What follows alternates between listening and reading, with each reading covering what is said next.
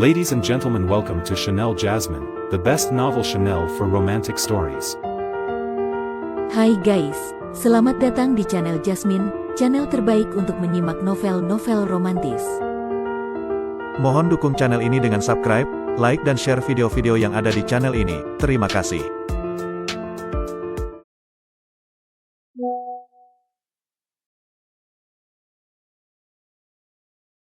Kaisar Agung Seni Bela Diri Bab 1063. 8 Harta Agung Dunia. Para raja asal-usulnya begitu misterius, hingga menelusuri ke zaman awal penciptaan semesta. Berita tentang pembukaan Menara Huang menyebar bagai badai di seluruh dunia agung para raja. Hanya dalam sekejap, setiap pejuang, setiap kultivator mengetahuinya. Bukan hanya dari alam liar, para pendekar dari 7 dunia agung lainnya pun mulai berdatangan. Saat itu tiba, para jenius dari segala penjuru akan berkumpul. Sebuah pemandangan yang belum pernah disaksikan sejak zaman kuno akan terbentang. Satu zaman kekacauan, sebuah rentang waktu sepanjang 3 triliun tahun lebih. Bahkan dalam sejarah panjang itu, hampir tak ada jenius yang sempat bertemu saat Menara Huang membuka diri. Namun kini di era ini, menara itu bangkit. Sebuah masa besar yang tak pernah ada sebelumnya, akan segera dimulai. Menara Huang akhirnya benar-benar akan terbuka dalam zaman ini. Sementara itu, di tempat lain, Meng Qianxiang juga mendengar kabar tersebut. Meski selama ini ia terus dikejar-kejar oleh gadis kecil misterius yang kekuatannya mengerikan, wajah Meng Qianxiang tetap tenang. Ia tersenyum tipis dan berkata, Menara Huang terbuka, seluruh elit dunia berkumpul. Ini justru kesempatan emas untuk mengalahkan semua jagoan dunia. Di masa ketika ia dan Taisang King hidup bersama, dunia agung para raja baru saja melewati perang kiamat.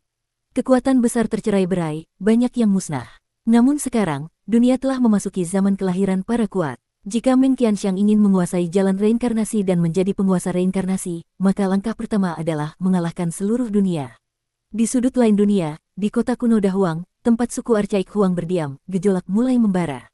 Karena suku ini, berita tentang Menara Huang pun tersebar dari tempat itu ke seluruh dunia. Sejak berakhirnya perang bencana kematian, zaman para raja agung telah dimulai. Dalam masa 3 triliun tahun itu, setiap dunia telah melahirkan kekuatan baru yang luar biasa. Di antara para raja agung ini, yang terkuat di tiap dunia dijuluki Supreme, misalnya di alam liar, Supreme itu disebut Huang Zun, Raja Agung Alam Liar. Dalam hierarki Supreme, ada Supreme rendah, Supreme menengah, Supreme tinggi, dan di atas semuanya, Supreme terunggul puncak kekuatan sejati. Di dunia ini, Supreme terunggul sangat langka, hanya ada satu di tiap dunia. Kini, Huang Zun datang sendiri ke kota kuno Dahuang, membawa Menara Huang. Berita itu mengguncang seluruh dunia agung para raja. Di sebuah balai kuno di dalam kota kuno Dahuang, pemimpin suku arcaik Huang menyerahkan sebuah daftar nama kepada seorang lelaki tua berpakaian sederhana dari kain kasar. Tubuh lelaki tua itu kurus, pakaian lusuhnya tampak seperti petani biasa. Namun siapa sangka dialah Huang Zun, sosok yang berdiri di puncak kekuatan seluruh 8 dunia. Harta Menara Huang berasal dari zaman Dayan, ucap Huang Zun perlahan, suaranya penuh keabadian. Banyak orang mengira zaman Taichu adalah awal mula. Padahal sebelum itu, ada sebuah zaman yang sudah tenggelam dalam sungai waktu, zaman Dayan.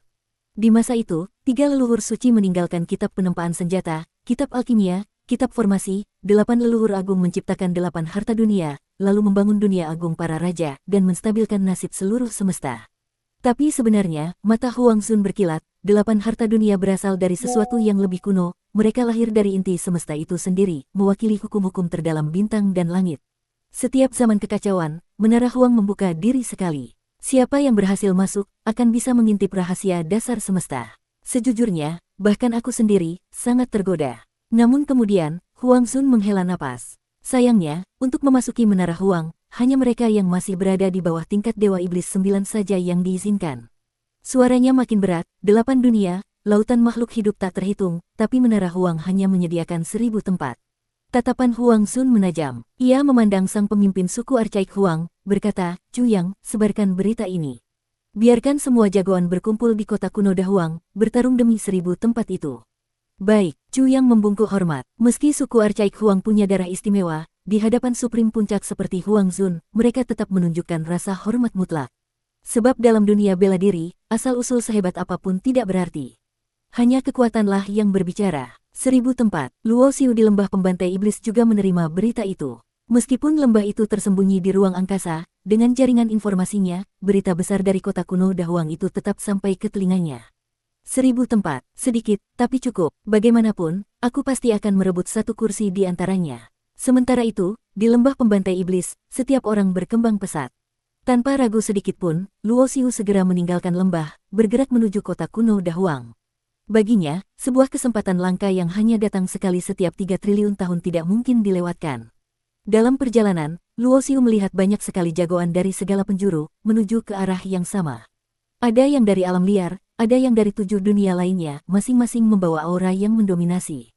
Roar, seekor naga sejati melintas di langit. Tubuhnya diselimuti cahaya 7 warna, bukan naga biasa ber5 cakar, melainkan naga ber7 cakar, darah bangsawan tertinggi di antara para naga sejati. Tubuhnya membentang ribuan kilometer, menciptakan pemandangan megah dan menakutkan. Tak lama setelah melihat naga 7 cakar melintas, Luo Xiu kembali melihat sosok lain. Seorang pemuda siluetnya kabur, seolah-olah tubuhnya menyatu dengan ruang dan waktu itu sendiri. Jelas sekali, ia telah memahami hukum ruang hingga ke tingkat yang luar biasa tinggi. Tak jauh dari situ, seorang gadis berdiri dengan tenang. Meski hanya berada di puncak Dewa Iblis tingkat 8, di belakang kepalanya sudah melayang sebuah cakra dewa. Harus diketahui, cakra dewa biasanya hanya muncul saat seseorang mencapai tingkat 9 Dewa Iblis. Tapi gadis ini, di tingkat 8 saja, sudah mampu mengkristalkan cakra itu. Bakat dan teknik latihannya sungguh luar biasa. Semua orang ini berkumpul di kota kuno Dahuang, demi satu tujuan, merebut 1000 tempat untuk memasuki Menara Huang. Saudara Luo, tiba-tiba, sebuah suara familiar terdengar. Luo Xiu menoleh, dan melihat seseorang terbang mendekat sambil tertawa hangat. Haha, dunia ini luas, tetapi tampaknya tak bisa menghalangi kita bertemu lagi, Saudara Luo. Kata orang itu sambil tertawa. Dia adalah Ling Hu Zixuan, pendekar muda dari alam kosmos. Sejak perpisahan mereka di wilayah rahasia alam liar dulu, Ling Hu Zixuan telah mendapatkan banyak sumber daya. Ini, kekuatannya sudah mencapai puncak Dewa Iblis tingkat 8, dengan kekuatan dalam tubuhnya yang bisa menyaingi Dewa Iblis tingkat 9 biasa.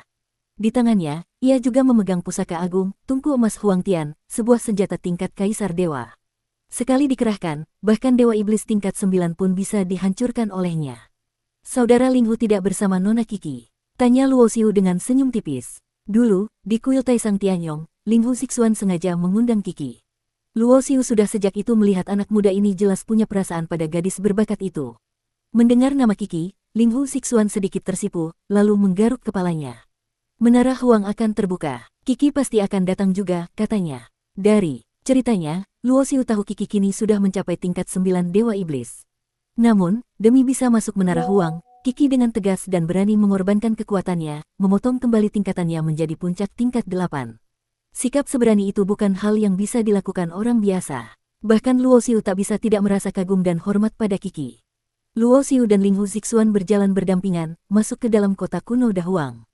Meski ini bukan kali pertama Luo Xiu datang ke sini, setiap kali melihat kota raksasa yang seakan melampaui zaman ini, ia tetap saja merasa terkesima. Menurut legenda, 8 dunia agung ini diciptakan oleh 8 tokoh agung. Darah mereka mengalir dalam 8 klan utama. Dan klan-klan itu, secara tidak langsung mewakili kehendak seluruh dunia. Kali ini, Luo Xiu tidak terburu-buru mencari Huang Wuji. Ia tahu, saat kompetisi untuk tempat di Menara Huang dimulai, mereka pasti akan bertemu lagi. Selama Huang Zun duduk menjaga kota ini, meski banyak tokoh kuat berdatangan, tak seorang pun berani berbuat onar. Namun, di antara mereka yang ingin merebut tempat di Menara Huang, persaingan diam-diam sudah dimulai. Banyak yang secara sembunyi-sembunyi menjatuhkan lawan mereka, karena semakin sedikit pesaing, semakin besar peluang mereka sendiri. Ini adalah aturan tak tertulis. Dan dalam dunia bela diri, tak ada tempat bagi orang yang lemah. Begitu Luo Xiu dan Ling Hu Zixuan masuk kota. Ada 2 bocah baru lagi. Seorang pemuda berwajah dingin mendekat, membawa 2 lelaki tua sebagai pengawalnya. Pemuda itu kuat dari tubuhnya, samar-samar memancar cahaya dari pusarnya, tanda pengendalian kekuatan murni. Kedua lelaki tua di belakangnya pun tidak lemah. Mereka berdua berada di puncak Dewa Iblis tingkat 8, masih dalam batas yang diizinkan untuk bertarung di dalam kota. Tempat di Menara Huang bukan untuk sembarang orang, kata si pemuda dengan arogan. Kalau tak mau mati, lebih baik cepat pergi. Kalau tidak, tanggung akibatnya sendiri. Mendengar itu, Luo Xiu malah tertawa kecil. Dia tahu, orang ini mengira dia dan Ling Hu Zixuan hanyalah para pejalan kaki biasa, tanpa latar belakang besar, jadi berani bertindak sombong. Saudara Luo, bisik Ling Hu Zixuan, juga tertawa, di dunia ini, orang bodoh ternyata banyak juga ya. Ia lalu melangkah maju, memandang ketiga orang itu dengan penuh belas kasihan. Mata anjing kalian buta, tahu siapa aku, hahaha. Tiba-tiba, suara tawa keras menggema. Seorang pria gagah melangkah mendekat. Huang Wuji muncul, wajahnya berseri-seri. Huang Fangtian, teriaknya, menunjuk si pemuda sombong, dasar kau anjing buta. Berani-beraninya mencari gara-gara pada saudara Luo. Dengan nada mengejek, Huang Wuji menambahkan, percayalah, dengan kekuatan saudara Luo, satu tamparan saja cukup untuk menghancurkanmu. Saat mengatakan itu, Huang Wuji sempat melirik Ling Hu Zixuan. Saudara Luo, orang ini temanmu. Bersambung.